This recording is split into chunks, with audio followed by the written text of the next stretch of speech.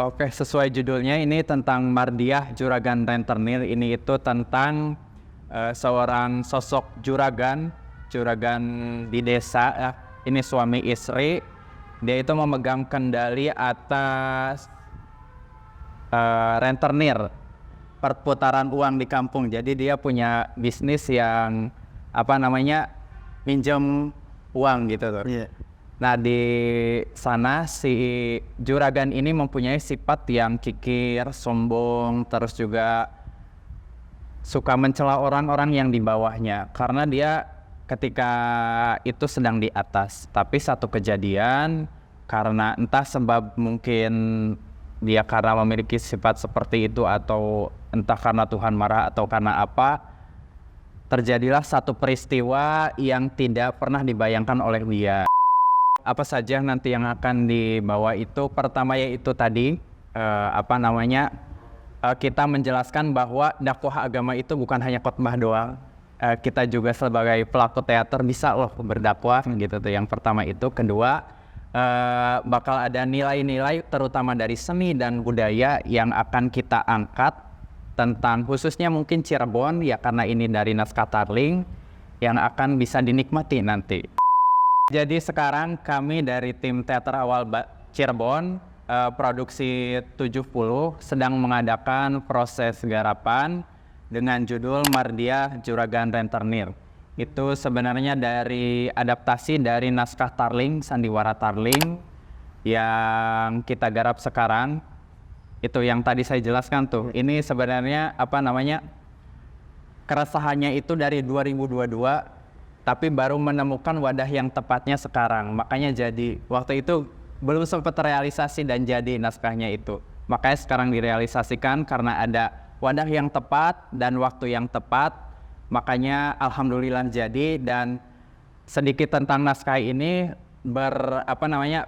bermuara dari satu ayat sebenarnya ya. La in syakartum la ajidanakum wa la in kafartum inna adabilah syadid. Dari sana kita merealisasikan jadi sebuah wadah audiovisual bentuk teater.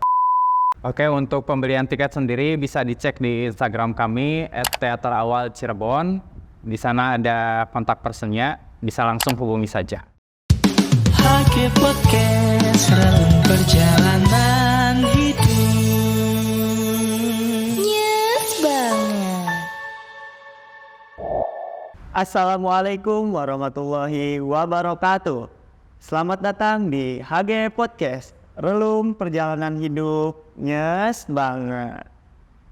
Oke, selamat datang teman-teman semua. Kembali lagi bersama saya Ariji Gipana. Tentunya sebagai podcaster yang akan membantu jalannya podcast pada sore hari ini. Nah, pada episode kali ini kita akan membahas atau akan berbincang-bincang nih terkait atau seputar topik tentang seni teater. Nah, di mana pada sore hari ini kita sudah kedatangan salah satu sutradara muda yang ada di Cirebon. Nah, untuk itu langsung saja kita sapa. Halo, Kak Fauji. Halo. Apa kabar nih, Kak? Alhamdulillah baik, sehat sentosa. Tadi perjalanan menuju ke sini apakah lancar atau mungkin ada hambatan? Wah, luar biasa Cirebon dengan panasnya dan macetnya. Alhamdulillah tapi lancar. Mudah-mudahan. Emang Cirebon tuh sekarang mataharinya lagi, kalau lihat di konten-konten TikTok ini tuh ada 4 gitu. Waduh, betul. Panasnya lagi panas-panas ya gitu. Nah, tapi tentu tidak mengurangi rasa semangat ya, Kak, untuk podcast kita pada sore hari ini. Nah, betul. Oke, teman-teman. Nih, sebelum kita lanjut ya teman-teman berbincang dengan narasumber hebat kita nih, sutradara muda gitu. Mungkin alangkah baiknya kita kenalan dulu nggak sih, Kak, supaya teman-teman HG Podcast juga yang nonton episode sore ini tuh bisa tahu nih profil singkat dari Kak Fauji gitu. Mungkin boleh, Kak? Boleh. Oke, teman-teman HG Podcast, perkenalkan nama saya Yandika Muhammad Fauji. Saya asal dari Kuningan. Sedikit mungkin cerita tentang background saya ya, khususnya di teater. Saya mulai terjun di teater itu dari tahun 2019 sampai sekarang masih aktif, dan sekarang alhamdulillah dipercaya menjadi sutradara Mardiah Juragan Rentenir. Oh iya, keren banget ya sih ke teman-teman HG Podcast. Wah ini udah berarti kalau dari 2019 berarti udah terhitung jarang 5 tahunan ya Kak? Betul. Wah ini pengalamannya udah sangat lumayan ya gitu teman-teman, udah 5 tahun gitu berkecimpung dalam dunia seni teater. Nah lalu ini Kak, mungkin sebelum kita lanjut kepada topik pembahasan sore hari ini nih. Nah apa sih Kak yang membuat Kakak itu mungkin apa ya pertama kali nih jatuh cinta atau menyukai dunia seni teater ini gitu? Oke, pertama kali jatuh cinta ya? Iya. Oke. Kalau ditarik ke belakang sebenarnya saya itu kalau di perjalanan teater sebenarnya mengenal teater itu dari kecil ya. Ketika Agustusan, pentas drama-drama, cuma waktu itu tidak tahu nih teater seperti apa, jadi masih awam. Terus mengenalnya itu waktu SMA. Kebetulan saya SMA di Tasik. Waktu itu diwajibkan untuk sekolah itu siswa menonton teater sebagai analisis drama waktu itu. Jadi dari sana saya pertama kali tahu teater untuk kebutuhan tugas. Nah di sana belum ada ketertarikan nih. Nah ketika saya hijrah ke Cirebon, terus ada UKM teater, pertamanya juga saya tidak tertarik sebenarnya. Pertamanya itu saya pengen nyari teman sebenarnya, hanya itu. Terus ketika sudah di dalamnya, wah ternyata oke juga nih. Asik lah. Ya, dari sanalah kecemplung dan basah sebadan kadang. Kebablasan sampai sekarang gitu. Iya, Wah, betul. berarti emang ini mungkin kalau bisa dibilang UKM teater salah satu tempat yang mempunyai apa ya kenangan atau kesan lah di hidup Mas Dika gitu ya. Karena tadi gitu ketika datang mungkin tadi awalnya ya niatnya cuma udahlah gitu, saya mah cuma mau ikut-ikutan, mau apa nyari temen lah gitu. Iya. Tapi ternyata pas udah masuk gitu kayak punya rasa sendiri gitu, kayak kok gini gitu. Aduh emang berarti sangat keren gitu. Nah lalu ini Kak, mungkin tadi kan dari 2019 nih, itu apakah udah langsung yang benar-benar fokus ke apa ya istilahnya mendalami dunia sutradaranya atau mungkin sebagai pemeran-pemerannya dulu gitu? Oh waktu itu kebetulan kalau di program teater awal khususnya itu ada namanya studi pentas. Jadi anak baru yang baru masuk keanggotaan teater, step terakhirnya itu mengadakan pementasan dan itu krunya dari mulai atas sampai bawah semuanya anak baru yang baru masuk. Kebetulan waktu itu saya dipercaya jadi sutradara dan penulis. Jadi kalau sutradara memang dari awal, cuma itu mah dipaksakan waktu itu tuh. Ya betul, dipaksakan lagi. Iya.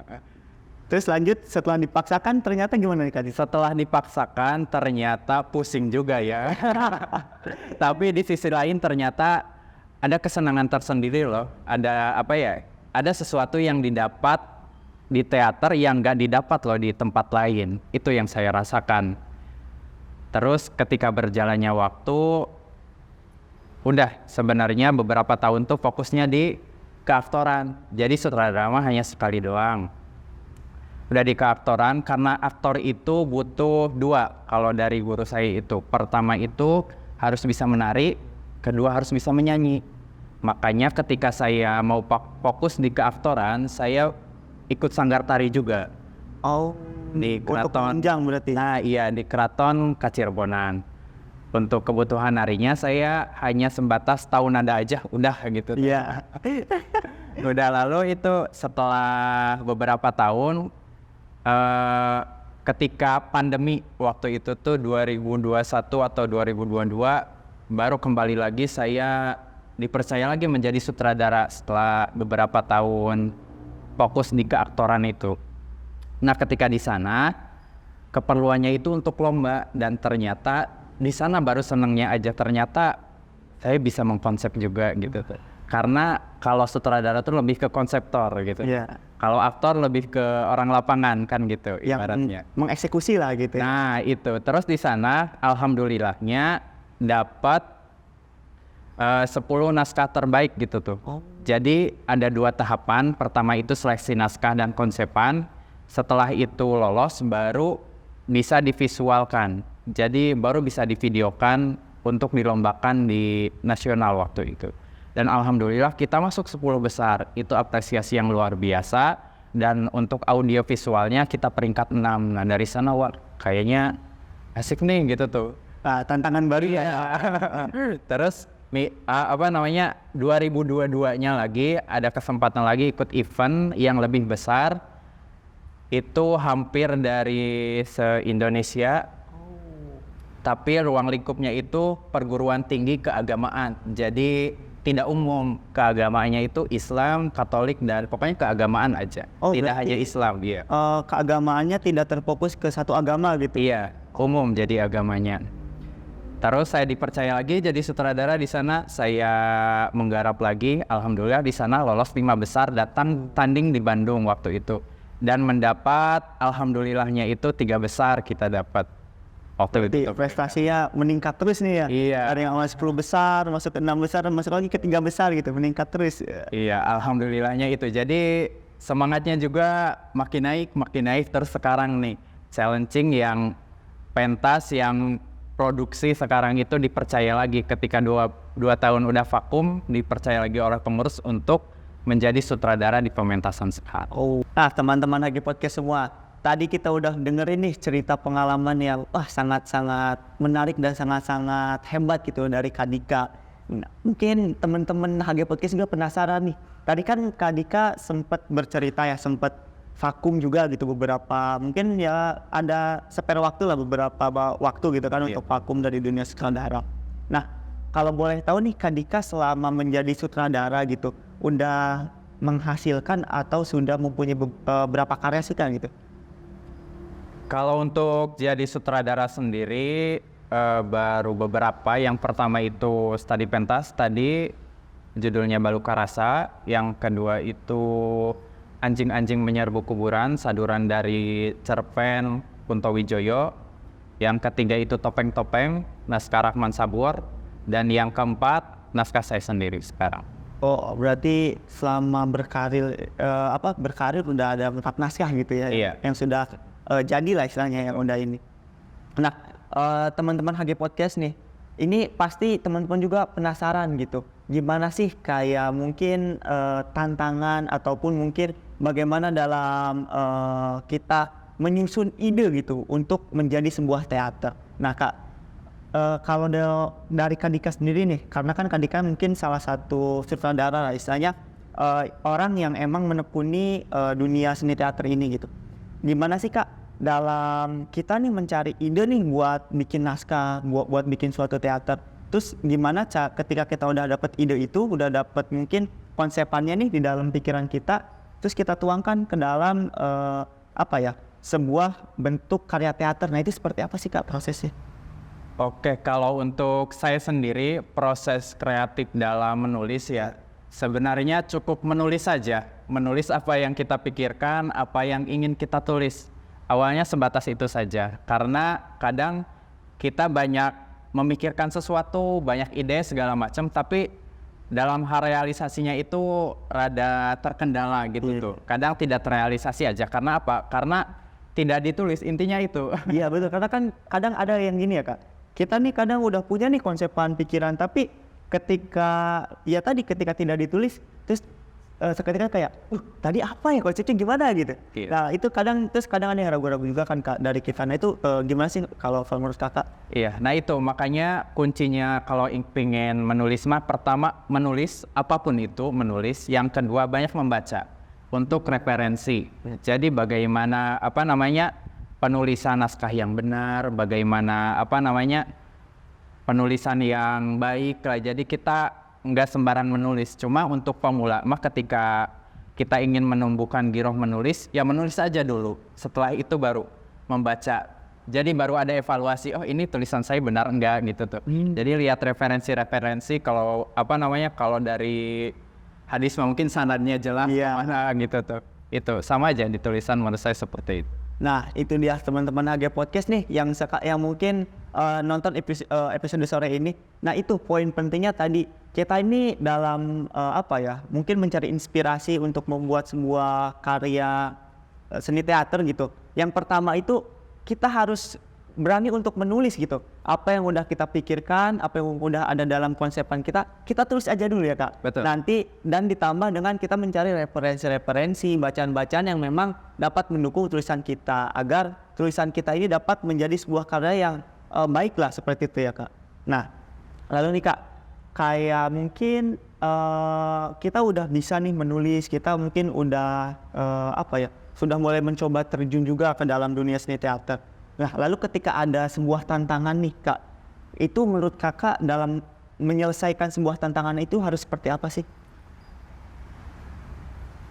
Untuk menyelesaikan sebuah tantangan ya, Iya. pertanyaannya. Sebenarnya tergantung dari tantangan itu sendiri apa dulu nih. Jadi ada yang memang bisa diselesaikan secara pribadi, ada yang emang harus diselesaikan secara kelompok karena teater itu kan kelompok, tidak bisa satu persatu. Jadi khususnya kalau untuk penulis biasanya struggle di menuangkan ide ke tulisan. Biasanya udah ada nih di ide tapi merealisasikan di tulisannya gimana. Kan kalau penulis teater mah biasanya langsung divisualkan gitu tuh lagi menulis tuh. Nah paling di struggle-nya di itu. Sama yang paling utamanya itu rasa malas sih kalau di menulis itu ya. Itu yang paling alasan basic dan paling banyak dijumpai. Jadi kalau saya mah cari suasana yang tepat dan waktu yang tepat. Jadi kita kan tahu nih diri kita sendiri kayak apa gitu tuh. Ketika udah tahu porsi kita, maka kita juga tahu jawaban dari persoalan-persoalan yang kita hadapi saat itu. Berarti salah satu kan tadi tantangan terbesarnya dalam struggle menulis, terus juga kayak rasa malas nih dalam diri kita. Nah, salah satu cara untuk mengatasinya itu ternyata kita harus dapat memahami diri kita sendiri ya Kak. Betul. Karena berarti kalau dalam membuat seni teater ini juga dalam prosesnya itu memerlukan suasana hati yang lagi bagus lah istilahnya, lagi mood-moodan juga berarti Kak. Betul. Karena kalau moodnya buruk berarti apakah itu juga dapat mempengaruhi terhadap nanti hasil yang bakal dihasilkan gitu Kak? Iya. Iya makanya prosesnya itu memang harus dalam lingkungan yang positif, terus juga moodnya yang baik, karena kalau moodnya tidak baik, sepengalaman saya itu tidak bakal jadi naskahnya ya. Contoh kasusnya aja, yang sekarang itu keresahan yang saya tuangkan dalam naskah sekarang itu sebenarnya sudah pernah saya tuangkan di tahun 2022. Cuma naskahnya nggak jadi waktu itu karena ada beberapa kendala nih. Nah sekarang baru ada kesempatan dan jadi ternyata dalam 9 hari dalam wadah yang baru. Oh berarti untuk naskah terbaru ini ternyata ada andil juga dari naskah sebelumnya gitu ya Kak? Betul. Oh ternyata seperti itu teman-teman. Nah ini menarik nih Kak nih. Kalau tadi kita udah ngebahas panjang lebar nih berbincang terkait latar belakang Kakak seperti apa, terus juga karya-karya yang dihasilkan tadi seperti apa, dalam membuat karya itu seperti apa. Nah ini sekarang nih Kak nih, kalau nggak salah gitu, katanya ada karya terbaru nih Kak nih, teater terbaru buatan Kakak gitu, yang disutradarai langsung oleh Kakak, yang akan di launching atau akan segera ditampilkan gitu. Boleh dong Kak di-spill dan dijelaskan nih terkait teater terbaru yang bakal di-launching. Siap. Oke, jadi sekarang kami dari tim Teater Awal Cirebon, produksi 70 sedang mengadakan proses garapan dengan judul Mardia Juragan Rentenir. Itu sebenarnya dari adaptasi dari naskah Tarling, Sandiwara Tarling yang kita garap sekarang. Itu yang tadi saya jelaskan tuh. Ini sebenarnya keresahannya itu dari 2022 tapi baru menemukan wadah yang tepatnya sekarang. Makanya jadi waktu itu belum sempat realisasi dan jadi naskahnya itu. Makanya sekarang direalisasikan karena ada wadah yang tepat dan waktu yang tepat. Makanya alhamdulillah jadi. Dan sedikit tentang naskah ini bermuara dari satu ayat sebenarnya ya, la in syakartum la ajidanakum wa la in kafartum inna adzabi lasyadid. Dari sana kita merealisasikan jadi sebuah wadah audiovisual bentuk teater untuk dakwah kepada khalayak umum lah, khususnya pelajar. Oke. Nah Kak, tadi kan Kakak sempat membahas ya bahwa naskah ini tuh ada unsur-unsur keagamaannya nih dari salah satu ayat Al-Qur'an. Nah, bisa diceritakan lebih dalam lagi nggak nih Kak? Oke, untuk itu ya, karena kita ruang lingkupnya UKM dalam satu instansi keagamaan, kita juga harus membawa visi organisasi yaitu sebagai media dakwah agama. Jadi kita tidak bisa lepas dari itu. Terus juga karena cakupan kita untuk target itu pelajar dan umum, harus ada sesuatu yang dibawa itu. Nah, harus ada sesuatu yang dibawa. Ini menarik nih Sobat HG Podcast untuk kita perdalam. Kira-kira apa nih Kak nih sesuatu yang akan dibawa oleh Kakak nih akan coba disampaikan kepada target audiens yang tadi disebutkan itu. Kira-kira apa sih gitu? Oke, untuk apa saja nanti yang akan dibawa itu pertama yaitu tadi kita menjelaskan bahwa dakwah agama itu bukan hanya khotbah doang. Kita juga sebagai pelaku teater bisa loh berdakwah gitu tuh. Yang pertama itu, kedua bakal ada nilai-nilai terutama dari seni dan budaya yang akan kita angkat tentang khususnya mungkin Cirebon ya karena ini dari naskah Tarling yang akan bisa dinikmati nanti. Wah, keren banget teman-teman. Tuh teman-teman HG Podcast, jadi bukan hanya seni tapi di dalamnya juga ada nilai-nilai keagamaan yang teman-teman bisa dapatkan gitu. Jadi bukan hanya sekedar hiburan tapi nilai moralnya pun ada gitu di dalamnya. Nah, lalu untuk prosesnya nih Kak, karena kan kalau dalam sebuah pembuatan seni teater gitu, bukan hanya kita dalam menulis naskah kan, itu kan pasti ada prosesnya nih sampai dengan nanti bakal ditampilin. Nah itu gimana sih Kak prosesnya itu? Ini prosesnya itu kurang lebih 3 bulan kita menggarap pementasan ini. Pertama dari Agustus, kalau nggak salah itu awal atau minggu kedua. Di sana saya menulis naskah 9 hari, lalu kita rapat-rapat untuk mengusung tema acara, konsepan segala macam, kurang lebih sampai 3 minggu baru beres. Baru setelah 3 minggu kita bisa merealisasikan latihan perdana. Latihan perdana mengumpulkan anak-anak, latihan. Dari sana kita buat kontrak latihan dari awal sampai sekarang. Baru ketika itu berjalan ada yang namanya olah vokal, olah tubuh, olah-olahan, pokoknya banyak sekali olah-olahan yang kita olah di garapan ini.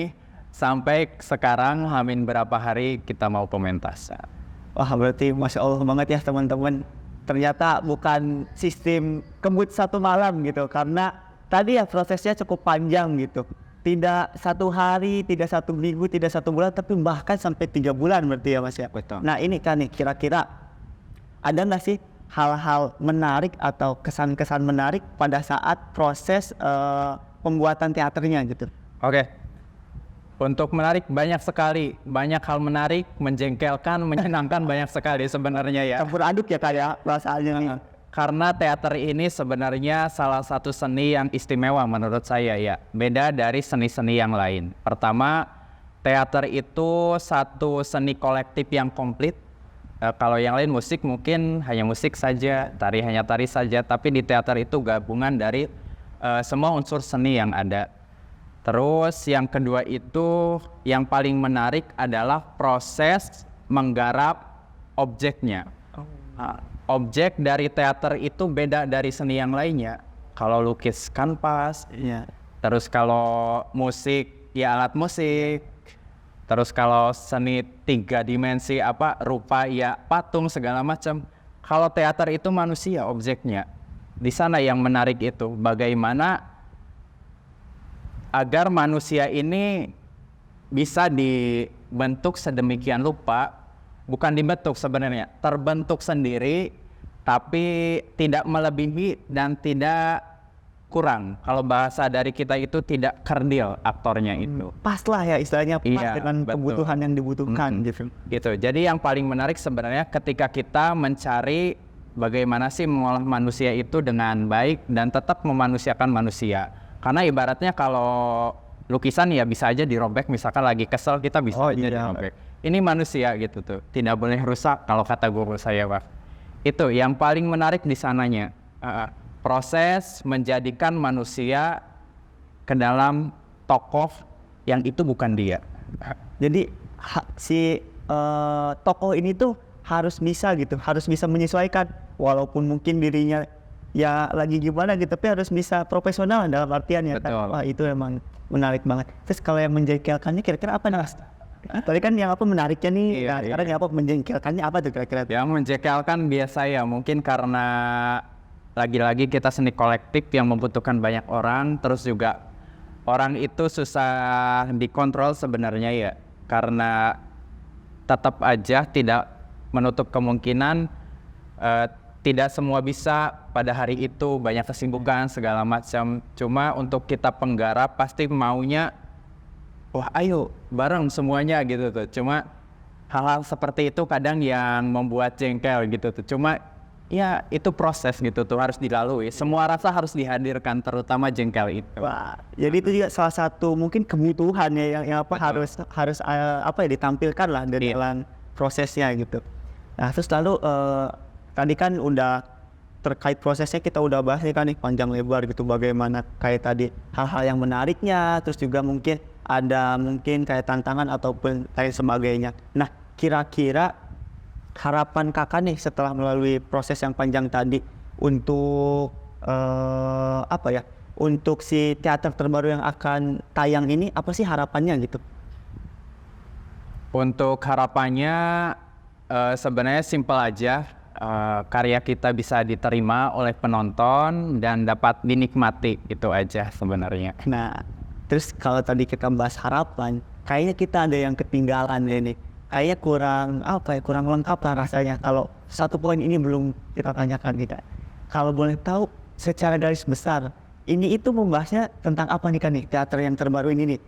Garis besarnya aja sih kita sepil lah. Barangkali nanti dari HG Podcast yang nonton episode kali ini tertarik itu kan nih untuk nanti bisa nonton kan. Nah, boleh kan di skill. Oke, sesuai judulnya ini tentang Mardiah Juragan Rentenir. Ini itu tentang seorang sosok juragan di desa ya. Ini suami istri, dia itu memegang kendali atas rentenir, perputaran uang di kampung. Jadi dia punya bisnis yang minjem uang gitu tuh. Yeah. Nah di sana si juragan ini mempunyai sifat yang kikir, sombong, terus juga suka mencela orang-orang yang di bawahnya karena dia ketika itu sedang di atas. Tapi satu kejadian karena entah sebab mungkin dia karena memiliki sifat seperti itu atau entah karena Tuhan marah atau karena apa, terjadilah satu peristiwa yang tidak pernah dibayangkan oleh dia, yaitu dia mengalami titik terendahnya. Di sanalah kita bisa nonton selengkapnya di pementasan. Kira-kira kapan tuh Kak, waktunya tuh? Oke, waktunya di tanggal 4 November sampai 9 November tahun 2023. Oke, teman-teman HG Podcast, seru banget gak sih perbincangan kita tadi ya? Dari mulai kita bahas latar belakangnya, kita bahas teater yang terbaru nih yang tadi ya akan segera tayang gitu. Itu sangat banyak sekali keseruan, hal-hal menarik, apalagi mungkin teaternya gitu. Makanya teman-teman HG Podcast jangan lupa ya, yang free nanti di tanggal 4 tadi ya Kak ya. Betul. Nah jangan lupa untuk hadir dan saksikan teater terbarunya nih.